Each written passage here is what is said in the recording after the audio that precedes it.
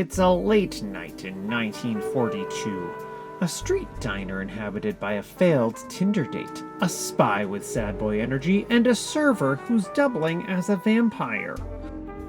Hello? Edward? Is anybody home? Shh! No, get out! This is why I do the openings. This is Nighthawks, painted in 1942 by Edward Hopper. Let's get into it. Hot artist fire! In a dark street, we see a lit diner. The light is bursting out of the diner and spilling out to the street. Inside, there are 3 patrons and 1 server. We are looking into the diner from the outside. The light in the street is cold, with hues of blue and green. The only warm lights come from within the diner, but we cannot access it. There is no door to get in, no door to get out. Like fish in a tank, we have no access to the people within the diner. And with no one in the street, the conclusion is clear. We are completely alone. It is almost a scary feeling. Edward Hopper is managing to depict silence in a visual form. Maybe in a different time of day, this corner of the street is busy and bustling. But right now, all you can feel is the silence. The glass filters it all. Even the light from within the diner is spilling to the sidewalk through a filter. It is eerie and quiet. We are trying to look for a sign of life around us, but we keep getting back to the main characters who are devoid of any emotion. That's not the New York we have in mind, is it? Let's talk about 1940s New York to understand a bit more about what we are looking at.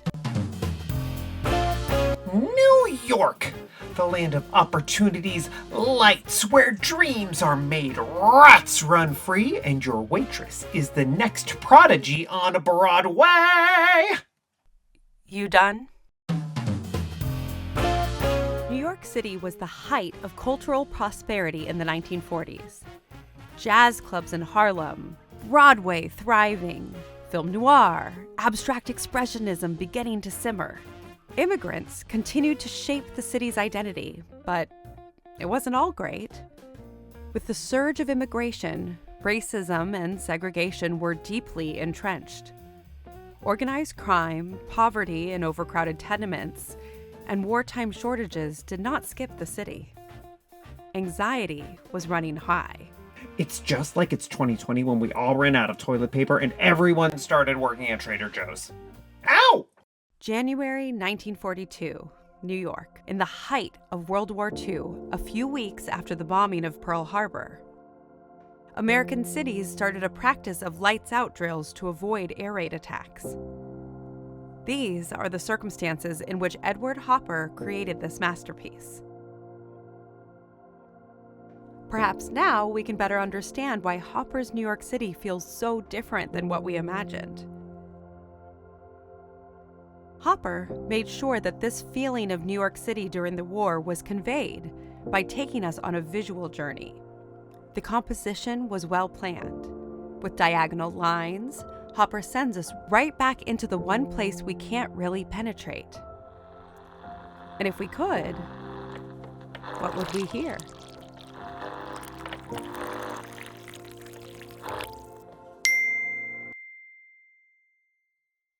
Did you really have to ruin the moment? Let's talk about the characters we are seeing in the diner. Starting with the man with his back facing us. He is holding a drink, hunching forward, seemingly making no eye contact with anyone. I don't know about you, but the last time I saw someone in a bar in this position, it ended with 12 more drinks, a DUI, and a one-night stand with a girl named Crystal with a K at the Super 8. It was a Motel 6, and I will never forget her. As I was saying, there is a newspaper to his side, perhaps telling the news of the Pearl Harbor bombing. Then, right across, we see a man and a woman. Are they together? Did they come here alone? In proximity, they are close, so automatically we refer to them as a couple. But looking carefully at the details, They're not communicating with each other. From afar, it seems like their hands are touching, but looking closer, this is just a perspective trick. She seems to be looking at something in her hand while he's blankly staring into space.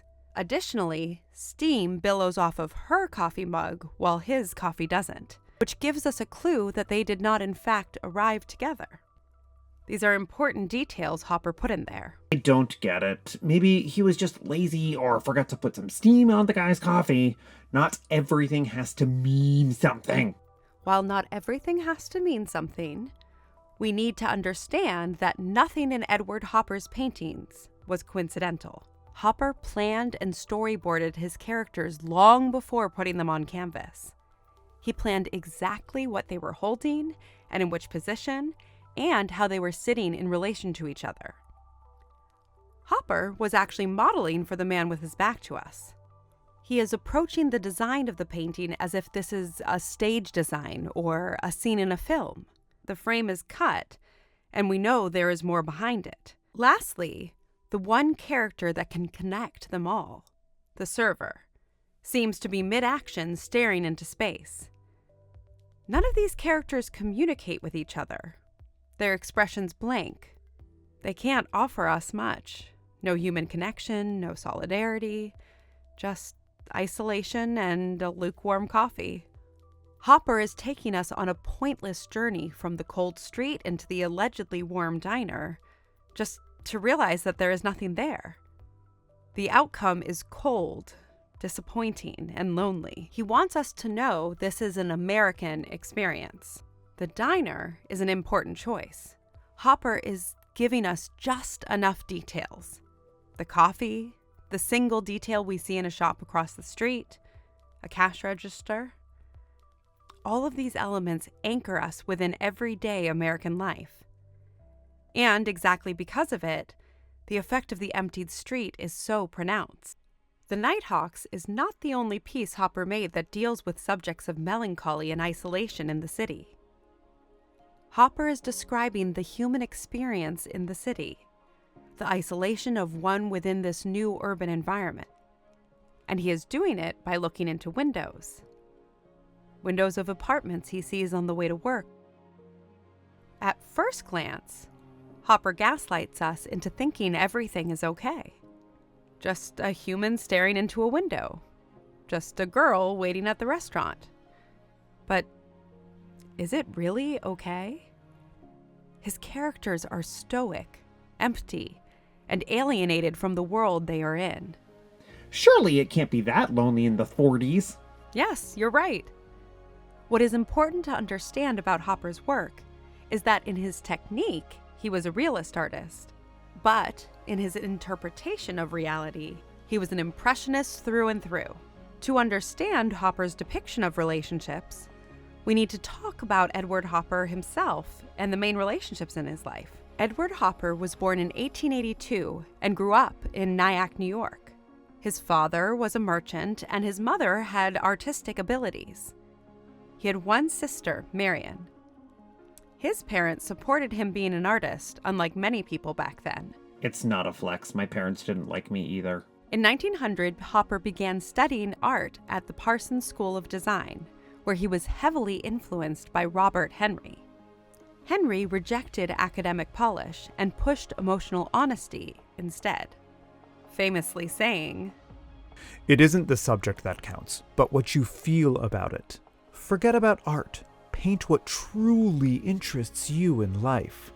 Robert Henry's philosophy towards art influenced Hopper to create the art that defined him. After school, Hopper struggled for decades. He worked as a commercial illustrator for magazines, a job he disliked, but depended on financially. His paintings were repeatedly rejected.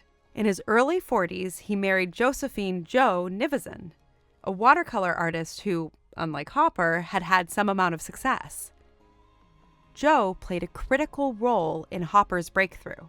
She introduced him to galleries, advocated for his work, and positioned him within the art world. She later also became his bookkeeper, meticulously recording his sketches, dates, moods, and more.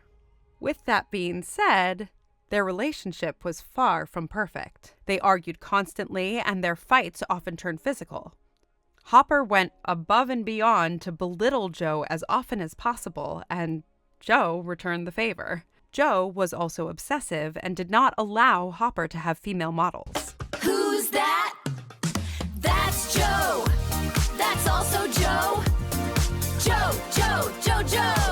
Their relationship holds a big clue to why the relationships in Hopper's paintings are the way they are. While Joe and Edward loved each other and were extremely codependent, the tension, loneliness, and emotional distance that defined his marriage at times became the psychological architecture of his art.